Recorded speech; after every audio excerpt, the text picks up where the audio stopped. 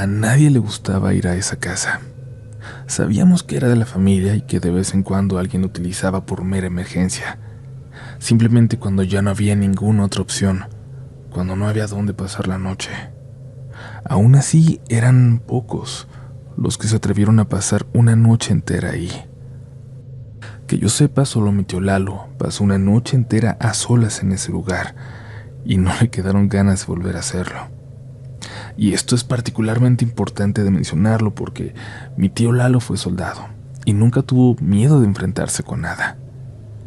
Alguna vez recuerdo que salió a defender a unos primos de una pandilla que llegó correteándolos a la casa. Mi tío dejó su cerveza, tomó una cruceta y con ella en la mano salió a enfrentarlos. No tuvo que decir nada.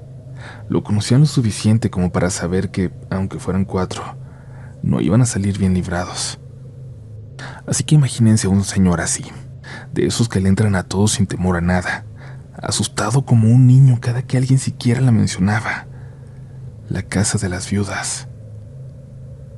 Se le llamaba así porque ese caserón enorme alguna vez fue el refugio de cada mujer de la familia que, casi como si se obedeciera a una maldición, enviudaba en plena juventud. Yo no soy creyente de lo paranormal. Bueno, no lo era. Nunca lo había sido, por lo que atribuía las cosas que se contaban de esa casa a una sugestión colectiva, a una voluntad de creer casi contagiosa que podía hacer que, en efecto, se sintieran cosas extrañas cuando alguien la visitaba. También pensé podía deberse a tanta tristeza que habitó la casa. La tía Valentina, la primera viuda, utilizó esa casa casi a modo de convento para recibir a familiares lejanas o cercanas que decidieran vivir en luto permanente y dedicar su vida a Dios. Pocas veces salían y no tenían permitido hacer amistades fuera de la casa. Era, como les digo, prácticamente un convento con menos permisos, con más disciplina. Y ustedes podrán preguntarse quién diablos aceptaría vivir en un lugar así, bajo esas reglas. Pues bien, es una buena pregunta. La tía Valentina tenía mucho dinero. Hablo de más dinero del que podría gastarse en varias vidas, pero jamás lo usó para otra cosa que no fuera el mantenimiento de esa casa y sus habitantes. Esto incluía que a cada una de ellas se le pagara una mesada que era suficiente para mantenerse y en otros casos para mantener a los hijos que habían quedado afuera. Hablamos de muchas décadas atrás, cuando las mujeres en lugares como este no sabían trabajar y al enviudar sentían que se les acababa el mundo. Pero, más allá de darles este contexto, que creo que es importante, permítanme contarles sobre la vez que pasé una noche en esa casa. La razón por la que me adentré en esta historia, la de la casa de las viudas, la de mi familia. En la actualidad la casa está deshabitada desde que murió la tía Valentina, en 1984, hace 40 años. Por cuestiones del testamento, la casa no puede venderse hasta que se cumplan 50 años de la muerte, y el dinero que le quedó se ha usado para su mantenimiento. Locuras de la tía, pero así está estipulado. Pero como les decía, ha servido como punto de reunión, como un lugar donde pasar la noche solo en casos de extrema urgencia. Yo nunca entendí del todo por qué nadie se había mudado a ella. Pensaba que era más por rencillas familiares, porque era de todos y no era de nadie, que por el genuino temor que la casa provocaba. Cuando mis primos y yo coincidimos en la prepa, algo que nunca nos había ocurrido en otra escuela, la casa de la tía Valentina, la casa de las viudas, se volvió nuestro lugar predilecto para pasar las tardes. Estaba a menos de 1 kilómetro de la escuela, por lo que era común ir a ella a hacer tarea, y debo aceptarlo también, a armar la fiesta cuando decidíamos saltarnos una clase, escondernos ahí.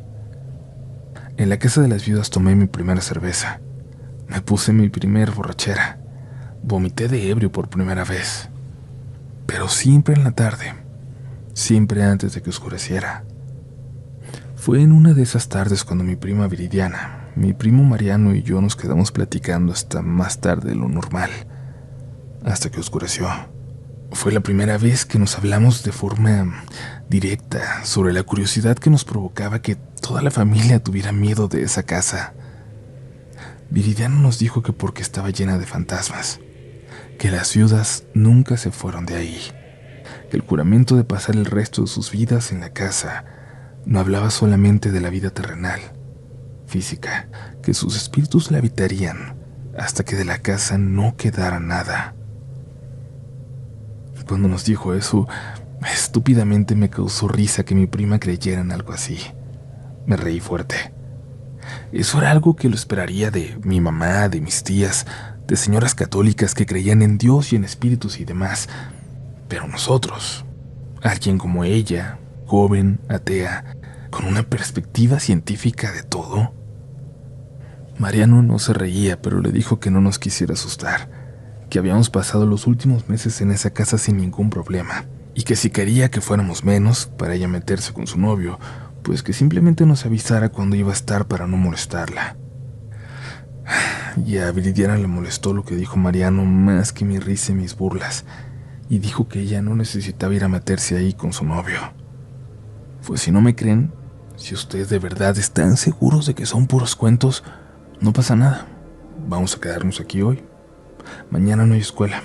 Vamos a comprobar nosotros mismos que no pasa nada, que nadie más se queda en esta casa, pues por tontos, por crédulos, seguramente. Por eso mi tío Lalo ya no viene. Por asustadizo. No. En ese momento no nos quedaba más que aceptar el reto, porque aunque nos daba miedo, un miedo que no entendíamos, que no lográbamos comprender, ya no podíamos dar marcha atrás. Habíamos dejado muy claro nuestro punto de vista y nuestro desdén por esa vieja tradición familiar de vivir aterrados de la casa de las viudas. Llamamos para pedir los respectivos permisos, evidentemente sin decirle a nuestros padres dónde pasaríamos la noche. Dijimos que estaríamos juntos, sí, y esa era la única verdad que contamos. Fuimos a una tienda, de esas que hay por todos lados y que son todas iguales, para comprar botanas, comida basura para cenar, entre comillas. Y por supuesto yo me compré una cerveza. Tenía que aprovechar. Regresamos a la casa. Esta tiene un portón muy grande, muy pesado, que prácticamente aísla cualquier sonido que pueda salir de ahí o entrar. No llegan ruidos de la calle y muy probablemente, si algo pasaba, nadie nos escucharía gritar. Pensaba en eso mientras la cerraba con dificultad. Y cerré. Por fin cerré. ¿Les ha pasado hacer algo, una acción de lo más sencilla y entender que están a punto de cambiar su vida? Porque así me sentí yo. Cuando cerré fue un arrepentimiento inmediato, unas ganas enormes de echarme para atrás, de parecer un cobarde. ¿Y qué importaba? Eran mis primos. No me juzgarían. No pasaba nada. Me arrepentía y ya. Aceptaba que me daba mucho miedo y ya, que prefería irme. Oigan, no creo que sea buena idea. ¿Y si nos vamos?, dijo Mariano, que evidentemente estaba pensando lo mismo que yo. Y yo estaba a punto de decirle que sí cuando Viridiana estalló en una carcajada. Yo sabía que eras miedoso, pero la verdad no pensé que fueras a durar tan poquito. Vete tú si quieres, pero nosotros dos nos vamos a quedar. Hoy vamos a comprobar de una vez por todas si aquí siguen los fantasmas de las viudas, ¿verdad?, dijo volteándome a ver. Y yo me empecé a reír. Le dije a Mariano que no fuera miedoso, pero que si de verdad no se aguantaba, pues lo aceptara, y ya nos fuéramos todos de ahí. Y creo que él se dio cuenta de mi bluff, de que en ese momento estaba intentando echarle la culpa a él porque, con unos ojos que no escondían su enojo, me contestó que no, que se iba a quedar, que nos íbamos a quedar, que pasaríamos la noche en esa casa, que era una buena noche para ver un fantasma. Yo no sabía lo cierta que sería esa frase. Nos acomodamos en la sala. Ahí dormiríamos. El segundo piso, las habitaciones, eran aún más oscuras, tétricas. Además, así podríamos levantarnos al baño sin separarnos tanto. Muy bien. ¿Quién se sabe alguna historia de alguna de las viudas? Porque seguramente todos hemos escuchado algunas, sobre todo de las que son más cercanas a nuestras familias, preguntó Viridiana. Me atreví a contar la historia que conocía yo. En ese momento la única que conocía. La historia de Marta, que llegó a esa casa alrededor de 1970 y que, si no me equivoco, se trataba de una prima de mi abuela Francisca. Ustedes han escuchado de los famosos amarres, ¿verdad? El relato de Marta gira en torno a un trabajo de estos, pues ella estaba profundamente enamorada de Ferran, un joven del pueblo que era muy deseado por casi todas las chicas de su edad. Y en algún momento Ferran salió con Marta. Por días salieron a caminar juntos, se encontraban en el parque, se tomaban de la mano. Ferran le habló de todos los pueblos que había visitado, de todas las ciudades que había conocido, de toda la gente de la que aprendió. Y es que más allá de ser guapo, dicen que esa charla que tenía era la que enamoraba, que era muy inteligente. Conocía mucho de muchas cosas y siempre lo decía de una forma que no parecía presuntuosa, sino intentando enriquecer la conversación de otras personas. Por eso, aunque pudiera parecer un sabelotodo, cuando la gente conocía la intención con la que lo contaba, no podían más que caer en su encanto. Y Marta disfrutó mucho esas semanas, pero un día, después de haberse besado en la noche anterior, Ferran apareció por el parque, caminando de la mano de otra chica, una muy guapa, a la que Marta siempre había envidiado en secreto. No podría competir con ella, pero Marta sabía de una señora que vivía a las afueras del pueblo, que cobraba unos cuantos pesos por hacer amarres y trabajos de brujería. Dispuesta a todo con tal de recuperar a Ferran y, sobre todo, de derrotar esta vez a su rival, acudió a ella. Pagó lo establecido, siguió los rituales al pie de la letra y una noche, a la entrada del cementerio, se encontró con esta señora como habían pactado. Le dieron un sobre con hierbas y le dijeron que le diera eso en un té a Ferran. La curandera le dijo que ella tenía que buscar cómo hacer que se lo tomara. Por su parte, no podía hacer más. Eso sí, le advirtió que los amarres son para conservar el amor, aunque sea el poco que quede, pero son muy peligrosos, mortales, si nunca existió un sentimiento verdadero antes. Marta estaba segura de que esas pláticas a las tardes en el parque, de que esa mano tomando la suya, ese beso, significaban que en algún momento hubo amor. Tenía que existir un sentimiento, y decidió arriesgarse. De alguna forma consiguió el objetivo. Logró colarse a la casa de Ferran aprovechando la buena voluntad de la madre. Le pidió que le dejara preparar algo a su hijo, que seguía trabajando en el taller. Una cena completa, incluido el té.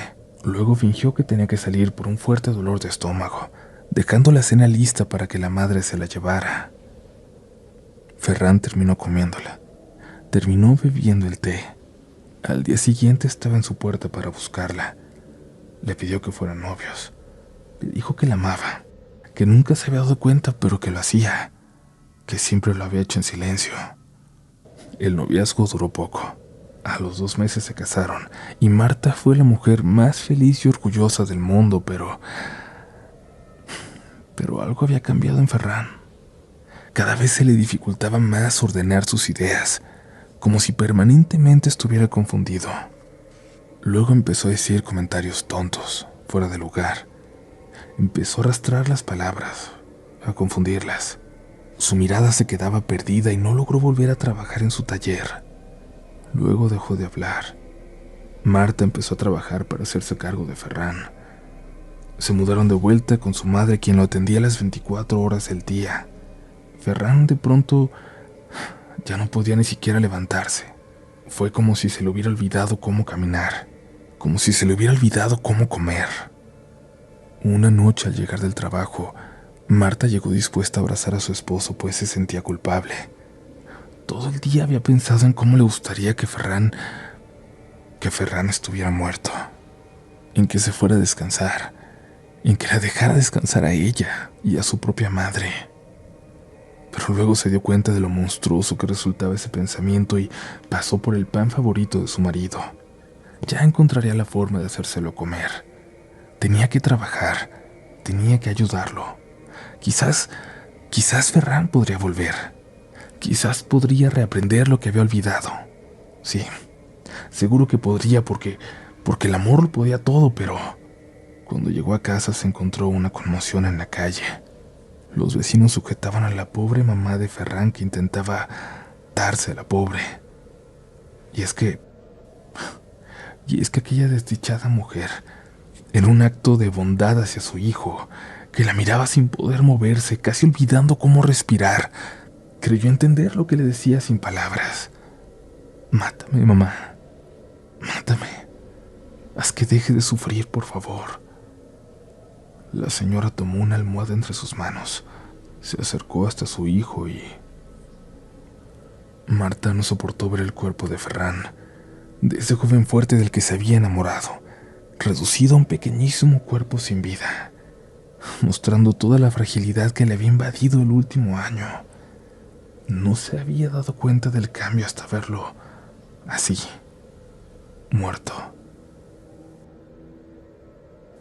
Lo único que dejó fueron marcas de esa fragilidad a la que ella, sabía en el fondo, lo había condenado. La noche siguiente después del entierro, Marta recibió la visita de una mujer de negro, la tía Valentina, que le invitaba a habitar con ella a la casa de las viudas, donde encontraría a otras mujeres rotas, con la capacidad de entender su dolor. Marta aceptó de inmediato, llena de culpa, pensando que tal vez eso era lo único que podía salvarla ahora del infierno del arrepentimiento, entregar su vida a Dios. Cuando terminé de narrar la historia de Marta, mis primos me escuchaban con atención. Conocían ya este relato, aunque con algunos detalles distintos. Eso sucedía comúnmente, que entre las familias los relatos fueran mutando, transformándose. Había quien omitía detalles al contarlo, y había quien, al contrario, iba adornando de forma literaria los recuerdos. Cenamos algo. Nadie quería separarse de los otros. La casa se sentía distinta. No sé cómo decirlo, pero no se sentía sola. Mirábamos hacia las escaleras al segundo piso y sentíamos que en cualquier momento alguien bajaría de ellas, que en cualquier momento escucharíamos pasos acercándose lentamente para preguntarnos qué diablos hacíamos ahí. Si el fantasma de la tía Valentina despertaba por las noches, esperaba que supiera que nosotros éramos su familia, que tuviera piedad de nosotros. Escuchamos pasos a lo lejos, en el piso de arriba, o quizás de la calle, quisimos pensar, aunque sabíamos que era imposible, que no llegaba ni un solo sonido hasta nosotros. Luego de los pasos escuchamos algo.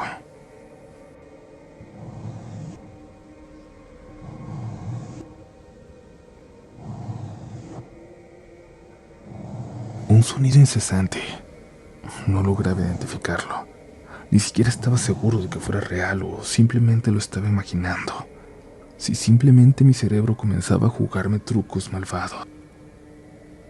¿Ustedes saben la última parte de esa historia? ¿El destino de Marta?, preguntó Mariano.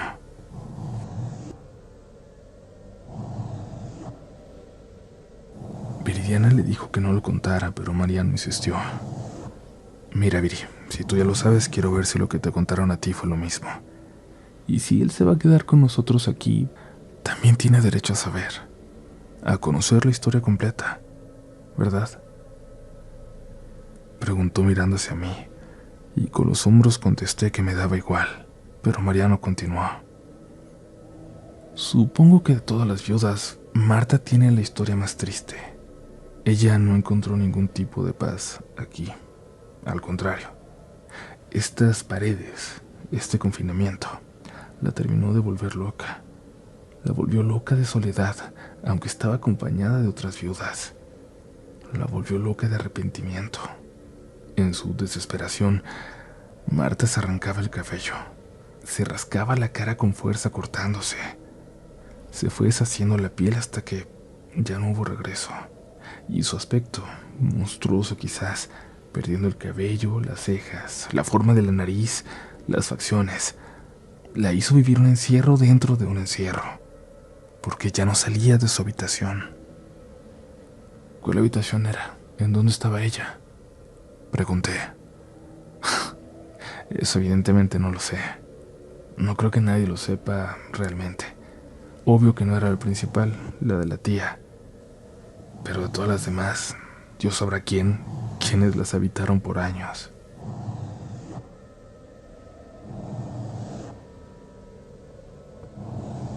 Marta ya no soportaba verse, no soportaba la luz. Solo la tía Valentina podía entrar para llevarle comida y recoger sus platos. Se escondía debajo de su cama y rascaba y rascaba la cama por debajo, desesperada, sabiendo que ese era su destino para siempre, esperando morir cuanto antes, pero sabiendo que no merecía ese descanso. Salía al baño solo de madrugada, cuando las demás viudas dormían. Solo así se atrevía a hacerlo, corriendo para que nadie fuera a verla, cubierta por completo. Alguna vez alguien nos decía, en su versión de esta historia, que Marta era perseguida por eso, a lo que sea que le pidió el favor del amarre. Un demonio o algo así, vete a saber. Pero yo no lo creo, ¿saben? Creo que la persiguió para siempre la culpa. Y esa puede ser todavía peor que el diablo. Ese tal vez era su infierno. ¿O es? No lo sé.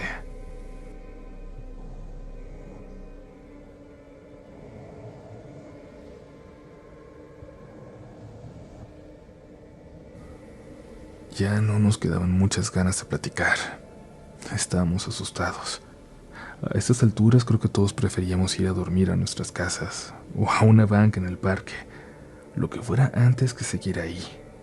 El frío que se sentía en la sala era horrible, peor que estar afuera. Sabíamos que arriba eso no pasaba, y en ese momento sentimos que lo más conveniente era subir, dormir en una de las habitaciones intactas. Quizás por algo hacía frío allá abajo, ¿no? Recordamos todas las historias donde el frío indicaba la presencia de una manifestación maligna y, para no arriesgarnos, según nosotros, tomamos nuestras cosas y nos apresuramos a subir. Al hacerlo casi como reflejo, entramos sin dudarlo a la tercera habitación a la izquierda. No sabemos por qué, hasta la fecha. Todas las habitaciones estaban sin seguro, todas abiertas, pero elegimos esa, sin pararnos, sin dudar, como si hubiera sido una decisión que tomamos inconscientemente entre nosotros. Y ahora, en retrospectiva, creo que esa era la primera señal de que no debíamos entrar en ese cuarto.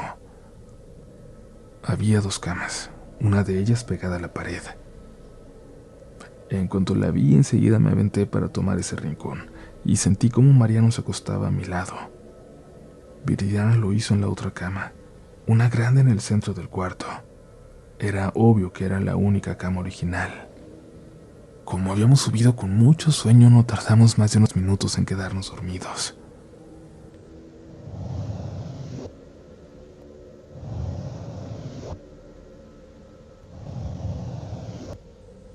Pero algo no me dejaba dormir. Algo me despertó. Un sonido, esta vez dentro del cuarto. No quise decir nada, pero el sonido era incesante. Continuaba. Fingiendo que me daba la vuelta dormido, me volteé hacia Mariano. Él dormía profundamente, estaba roncando. Me daba la espalda. Se había quedado dormido viéndose al centro de la habitación, donde estaba Viridiana, de donde provenía el sonido. Sutilmente levanté mi cabeza para ver hacia allá, por encima de Mariano. ¿Estás despierto?, preguntó Viridiana susurrando. Sí, respondí en el mismo tono. Hay algo debajo de mi cama, dijo. Sentí como si un balde de agua fría recorriera toda mi espalda. No sabía qué hacer. Tenía que levantarme más para poder ver bajo la cama, pero no me atrevía a hacerlo. Y el sonido continuaba. Viridiana estaba congelada. escuché que estaba llorando. Veía sus manos frente a ella, en la posición en la que se acostó. Era claro que el sonido no lo estaba haciendo ella, ni siquiera se estaba moviendo.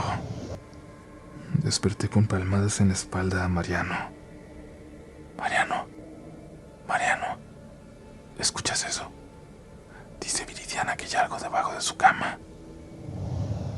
Mariano me preguntó qué pasaba, confundido, mientras intentaba abrir los ojos, incorporarse. Prendió la luz de la lámpara a su lado y entonces... su grito. El grito más espantoso que recuerdo en mi vida. Mariano saltó de su cama en un movimiento y salió corriendo tropezando con el cable de la lámpara, lo que nos dejó a oscuras de nuevo. Viridiana corrió tras él, y yo salté a la oscuridad sin saber hacia dónde moverme, chocando contra las paredes, con las cosas hasta llegar a la puerta. Bajé corriendo detrás de ellos. Salimos al patio. Abrimos la puerta pesada y no paramos de correr por la calle hasta llegar al parque. Y en una banca. Amanecimos en una banca. Lo recuerdo bien. Hasta ese momento por la mañana nos atrevimos a regresar a la casa de las viudas por nuestras cosas, y fue cuando Viridiana contó que algo la había despertado la noche anterior. No habíamos querido tocar el tema. Dijo que fue lo mismo que yo escuché, que algo rascaba debajo de su cama. Lo que estuve escuchando durante toda la noche, pero que estúpidamente no me atreví a compartir. Le preguntamos a Mariano qué fue lo que él vio, por qué había salido corriendo, gritando, pero no se atrevió a contarnos. Pasaron semanas hasta que se atrevió a hacerlo. Dijo que cuando lo despertamos, abrió los ojos y sintió que vio algo en la oscuridad, debajo de la cama frente a él, debajo de donde estaba Viridiana.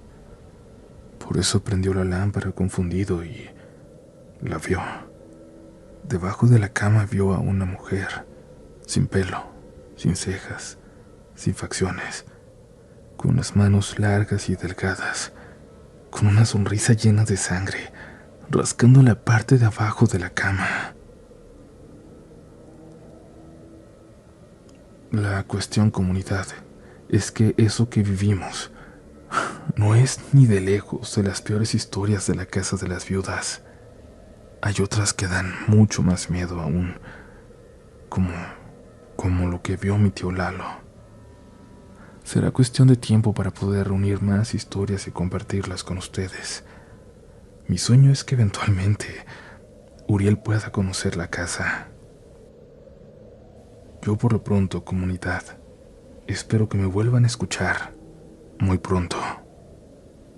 Muy buenas noches.